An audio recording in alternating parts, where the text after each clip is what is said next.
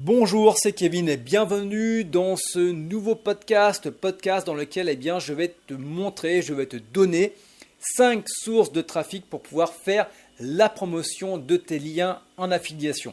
Donc je te le rappelle, comme à chaque fois, tu as actuellement le plan d'action de la semaine du Boarding Pass dans lequel je te montre comment tu vas pouvoir générer des revenus en affiliation grâce à la combinaison de l'affiliation au lead et des comptes Instagram. Tu as le i comme information qui s'affiche en haut à droite de cette vidéo, de ce podcast. Il te suffit simplement de cliquer dessus et tu vas atterrir sur la vidéo du lundi dans laquelle je te fais la présentation complète de ce plan d'action de la semaine qui est simplement génial, qui va te permettre de générer des revenus en affiliation plutôt rapidement. Tu vas voir, je te laisse regarder tout ça. Bon, ceci étant dit, on va pouvoir s'attaquer aux 5 sources de trafic pour pouvoir faire la promotion de tes offres en affiliation. Donc, à savoir, avant de commencer quoi que ce soit, tu vas devoir te mettre dans la tête qu'il va te falloir proposer le bon produit à la bonne audience au bon moment. Et ça, c'est hyper important à te le mettre dans la tête parce que ça m'arrive pas mal de fois que des lecteurs me contactent par email, me contactent par Messenger et me disent ben voilà, j'ai un compte Instagram, j'ai mis mon lien affilié, j'ai un site de niche, j'ai mis mon programme d'affiliation et je ne touche aucune commission derrière. Et puis quand on va creuser un petit peu plus, on s'aperçoit que la promotion, on va dire le programme d'affiliation dont ils font la promotion, il n'est peut-être pas forcément adapté à l'audience qu'ils sont en train de créer. Et c'est dommage parce que c'est beaucoup de travail qui a été fait en amont pour au final pas grand chose au retour. Donc je le répète, il faut que tu trouves le bon produit pour l'adresser à la bonne audience et au bon moment, c'est-à-dire au moment où la personne recherche vraiment ce produit d'affiliation. Je te donne un exemple tout simple, tout ce qui va être régime, régime on ne va pas te le proposer à n'importe quelle période de l'année. On va te le proposer généralement quelques semaines avant de partir en vacances. On va également te le proposer après les fêtes de Noël où tu te sens vraiment bien gras, bien gros. Et là, hop, super. Voilà, tout ce qui va être les bonnes résolutions de l'année, c'est parti pour le régime parce que tout le monde le recherche à ce moment-là. Ça ne sert à rien de faire de la pub au moment où personne ne cherche ce type de produit. Voilà, donc en gros, si on pouvait résumer, donc le bon produit, ça peut être un programme amincissant à la bonne audience aux personnes qui sont en surpoids au bon moment, au moment où elles se sentent encore le plus gros, au moment justement où il y a des bonnes résolutions, au moment justement où elles ont bien mangé, elles sentent vraiment que là, il y a quelques kilos à perdre. Donc ça, c'est hyper important. Voilà, une fois qu'on a bien pris ça en compte, on va pouvoir on va pouvoir céder de différentes sources de trafic vers nos liens affiliés. Voilà, je suis un peu malade. Donc, la première des choses, et c'est vraiment mon dada, ce sont les sites de niche. Alors les sites de niche, je le rappelle, si tu découvres ces vidéos, ça va être un site sur une thématique bien particulière. Donc si on reprend l'exemple du régime, on pourrait avoir un site de niche qui parle uniquement de comment perdre des hanches, comment perdre des cuisses, comment perdre du ventre. Tu vois, on est vraiment sur quelque chose de hyper thématique. On pourrait être également sur un site qui parle uniquement d'un produit bien spécifique. Ça peut être par exemple les pilules XY qui sont un complément alimentaire qui te permettent de moins manger ou de perdre du poids, qui te permettent de désolidariser les graisses de ton corps, qui le remettent dans la circulation sanguine et qui te permettent de perdre du poids beaucoup plus rapidement. Donc tu vois l'idée, un site de niche, c'est un site ultra thématique. Voilà, qui va faire la promotion en affiliation simplement d'un programme d'affiliation sur la thématique en question. Et ce qui est intéressant avec les sites de niche, c'est que grâce aux recherches qui sont faites sur Google, tu vas pouvoir drainer du trafic hyper qualifié, du trafic prêt à acheter ce que tu vas proposer en affiliation. Donc je te le rappelle, pour ça tu as toujours la formation que je suis en train de créer, tu as le lien dans la description de la vidéo YouTube dans lequel je vais te montrer comment réussir en affiliation et on parlera notamment des sites de niche. Donc à savoir que les sites de niche, c'est un peu plus long à mettre en place pour la simple et bonne raison qu'il faut que ton site soit référencé par Google, mais à partir du moment où tu as fait les choses correctement, et ça on le verra dans la formation Réussir en affiliation, formation qui est gratuite, je le rappelle, tu vas voir quelque chose qui va être assez périn. Pour ma part, ça fait depuis 2014 que je crée des sites de niche et c'est ma principale source de revenus. Et là, je suis en train de faire une vidéo, je suis en train de faire un podcast et bien mes sites de niche me permettent de générer des revenus de manière automatique. Donc, on est vraiment sur des revenus passifs. Ensuite, on va également avoir les comptes Instagram. Donc ça, c'est la deuxième source de trafic. Donc ça fait un petit moment que je commence à m'y intéresser. Ça fait faire pratiquement, même plus d'un an. Et ce qui est intéressant avec les comptes Instagram par rapport aux comptes, par rapport aux sites de niche, c'est que le temps d'attente, le temps pour créer un compte Instagram, ça va être beaucoup plus court. À partir du moment où ton compte Instagram il est en ligne, eh bien, tu vas pouvoir commencer à générer du trafic vers tes liens affiliés.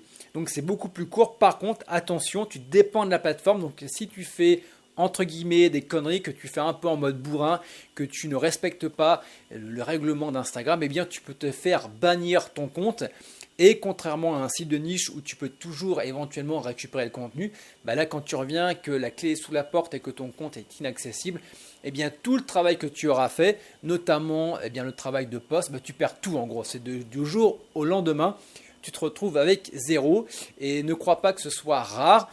Tu as pas mal de personnes, d'influenceurs, et ça se voit régulièrement, qui ont eu leur compte Instagram de fermé.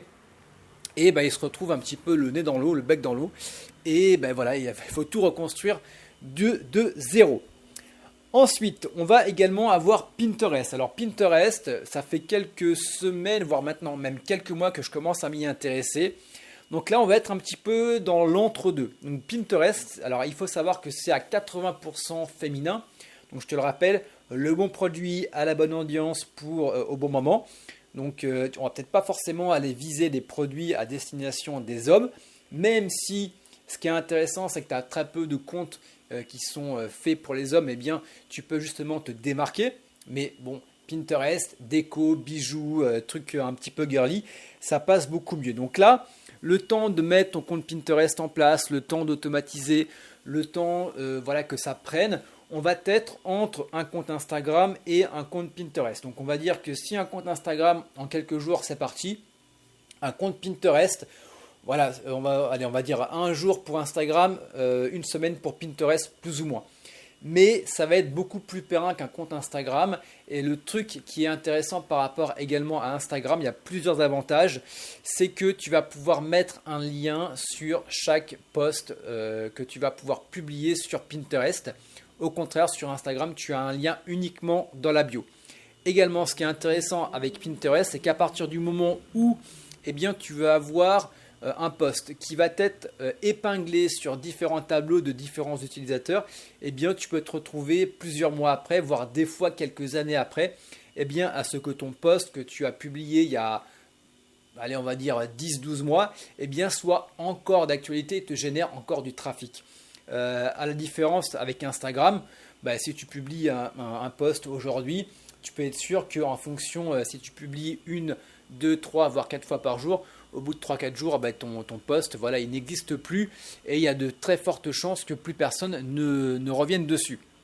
Alors, c'est également intéressant, donc tu vois Pinterest, je le mets entre parce que également avec un site de niche, à partir du moment où tu as ton article qui est bien optimisé en termes de contenu, qui est bien référencé sur Google, tu peux avoir des personnes qui vont faire des recherches sur Google et puis qui vont tomber sur ton article qui date peut-être de 3-4 ans, ça arrive déjà.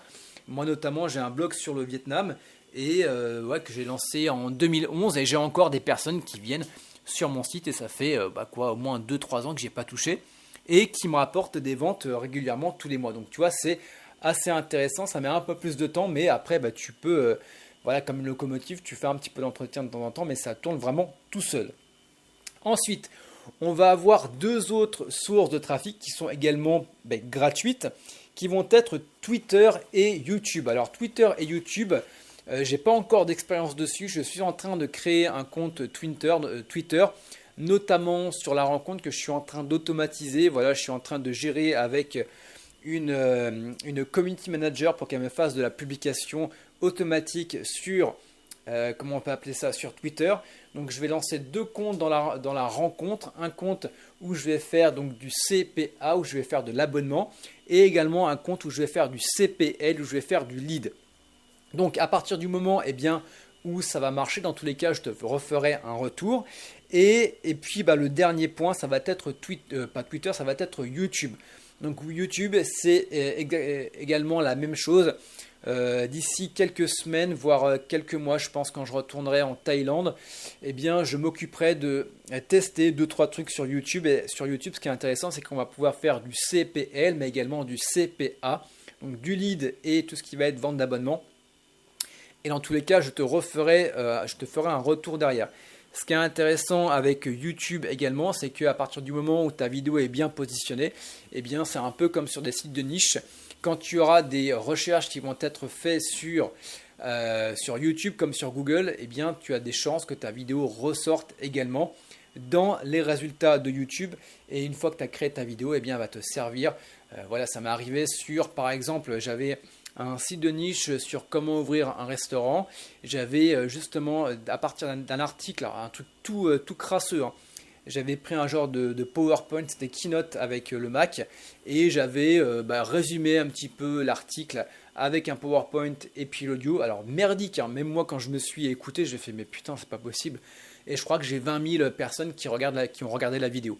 Donc tu vois, avec des fois pas grand chose, à partir du moment où tu as du bon contenu, tu peux avoir justement des personnes qui vont voir ta vidéo, et avec des bons appels à l'action, avec une vidéo bien ciblée. Je te le rappelle toujours, le bon produit à la bonne audience au bon moment, tu as toutes les chances de faire soit de la soumission de lead, soit également du CPA, de l'abonnement, de la vente, etc., etc. Et ce qui est intéressant avec ces 5 sources de trafic, c'est qu'elles sont entièrement gratuites. Un site de niche, ok, d'accord. Bon, l'hébergement, le nom de domaine, éventuellement la rédaction de contenu. Mais bon, ça ne va pas te prendre énormément, ça ne va pas te coûter énormément cher. Un compte Instagram, c'est gratuit, honnêtement. Si vraiment tu fais tout à la main, c'est entièrement gratuit. Bien sûr, à un moment, peut-être falloir automatiser, mais tu peux réinvestir les premiers euros que tu auras gagnés avec du CPL par exemple, et les réinvestir dans ton logiciel. Pinterest, c'est pareil, c'est gratuit.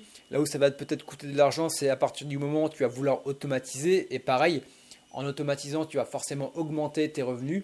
Et tu vas pouvoir 100% vraiment rentabiliser, je vais y arriver, ton investissement. Et puis pareil, Twitter tu peux automatiser, YouTube tu peux automatiser. Voilà, comme on dit à chaque fois, c'est soit ça va te coûter du temps, soit ça va te coûter de l'argent. Et quand ça te coûte de l'argent, ça va te permettre justement de rentabiliser beaucoup plus rapidement. Donc au final, ça ne va pas te coûter tant d'argent que ça, et ça ne va pas te coûter de temps. Voilà. Écoute, on arrive à la fin de ce podcast. Alors j'aime bien le podcast, tu vois, ça me permet de plus parler, c'est beaucoup plus libre, c'est beaucoup plus fluide pour moi également. Donc n'hésite pas à me faire un retour dans les commentaires si toi également tu apprécies. Je te le rappelle, comme toujours, tu as encore le plan d'action de la semaine du Boarding Pass qui est encore disponible. Tu as également le lien dans la description de la vidéo YouTube, et également, tu as cette fameuse formation Réussir en affiliation qui n'a rien à voir avec le Boarding Pass, qui devrait sortir incessamment sous peu, dans laquelle je vais te montrer comment toutes les bases pour pouvoir partir du bon pied si tu veux générer des revenus en affiliation. Voilà, quant à moi je te laisse, on se retrouve très bientôt, ciao, bye bye.